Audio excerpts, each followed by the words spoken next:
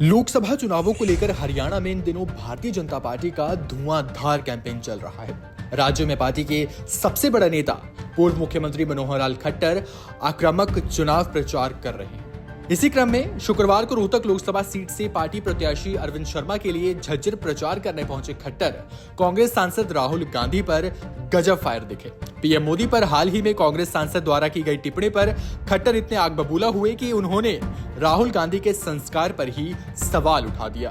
बौखलाहट ये सामने आनी शुरू हो गई थी और उस बौखलाहट में उसका कारण ये है कि जो काम नरेंद्र मोदी जी ने पिछले 10 साल में कर दिए हैं वो अपने 50-60 साल के शासन में भी नहीं कर पाए वो।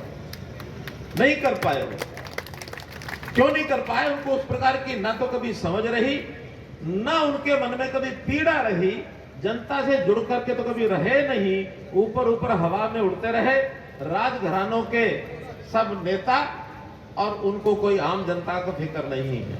बड़े बड़े चुटकुले चलते रहे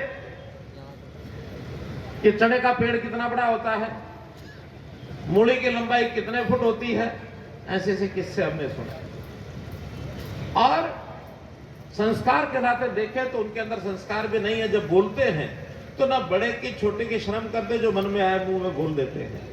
पिछले दिनों में 2 दिन पहले राहुल गांधी ने यानी ऐसी टिप्पणियां की हैं प्रधानमंत्री जी के बारे में कि देश की जनता उसको स्वीकार करने वाली नहीं है। संस्कार नाम की तो चीज ही नहीं है। जैसे घर में परिवार में भी, अब भाई कुनबे में भी आदमी छोटे बड़े की थोड़ी यानी थोड़ा लिहाज भी करता है, आदर कदर करता है। उनके मन में कहीं आदर कदर का भाव नहीं है। अब ऐसे ही माता पिता ने या वहां जिस परिवार में उनके संस्कार हुए न तो वो संस्कारित हैं और मुझे लगता है पढ़ाई लिखाई में भी बड़े कमजोर हैं, हिसाब किताब भी नहीं आता है। मैं उसके 2 उदाहरण बताऊंगा।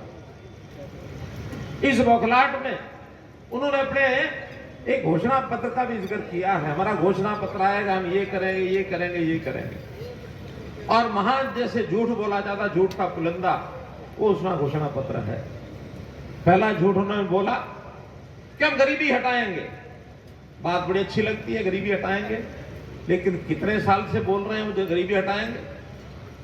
अगर बड़े बुजुर्ग को किसी को ध्यान में हो, 1970 का चुनाव उन्होंने इसी नारे पर लड़ा था और इस नारे पर जनता को बेवकूफ बनाया था, गरीबी हटाएंगे गरीबी हटाएंगे। लेकिन इतने सालों के बाद उनको दोबारा से कहना पड़ रहा गरीबी हटाएंगे, तो कम से कम इस 10 साल में तो गरीबी आई नहीं है। गरीबी तो उन्हीं की देन है। उस देन के कारण से ये महासरासर झूठ। अगला झूठ, हम हर गरीब परिवार के खाते में 1 लाख रुपया डालेंगे। इस 1 लाख रुपए से करोड़ों जो परिवार हैं, करोड़ों बहनें, करोड़ों गरीब आदमी, उनको अगर डालेंगे तो जो देश भर का बजट है, हम में से मालूम नहीं किसी को देश का बजट कितना है। कोई बता सकता ऊंची आवाज में कि साल का अपना देश का बजट कितना है? बता दो भाई। 47 लाख करोड़। 47 लाख करोड़ है। अगर ये 47 लाख करोड़ का हिसाब लगाएं, 1 लाख रुपया हर परिवार को देंगे तो भाई 47 करोड़ तो परिवार ही होंगे। अगर ये 47 करोड़ परिवारों को 1 लाख देना लग गया तो सारे का सारा बजट उसमें चला जाएगा। बाकी देश क्या करेगा? देश में तो हमारी सेना भी है, देश के अंदर हमारे रेलवेज भी हैं, देश के अंदर दुनिया भर की और सेवाएं जो केंद्र सरकार को करनी पड़ती है। कि कहां से लाएंगे इस बजट को? अब इनको पूछने वाला कोई नहीं। बोल दिया, पिछले चुनाव में भी बोला था कि हम हर युवा को 72,000 रुपया उसके खाते में देंगे। अब जो क्यों तो आते तो है नहीं, आना भी नहीं है, जो मर्जी है बोल दो। कोई कहावत है ना, ना नौमण तेल होगा ना राधा नाचेगी। मतलब कुल मिलाकर के कहीं कोई प्रैक्टिकल व्यवहारिक ज्ञान इससे दूर है। इस प्रकार का झूठ का पुलिंदा। वहीं कांग्रेस की ओर से जारी की गई उम्मीदवारों की सूची पर तंज कसते हुए पूर्व मुख्यमंत्री ने कहा कि सामने वाले की हवा निकली हुई है। उन्होंने काफी विलंब कर दिया। अब जनता के बीच माहौल बन चुका है। पूरा आश्वस्त हूँ, सामने वालों की हवा निकली हुई है बिल्कुल, क्योंकि एक तो महीना 1.5 महीना जिस प्रकार से उनके यहाँ विलंब उन्होंने किया है, आज जनता का माहौल बन चुका है। मैं स्वयं और हमारे मुख्यमंत्री, हम लोग लगभग 35 से ज़्यादा जनसभाएं कर चुके हैं और हमारा कार्यकर्ता भी एकदम चार्ज है।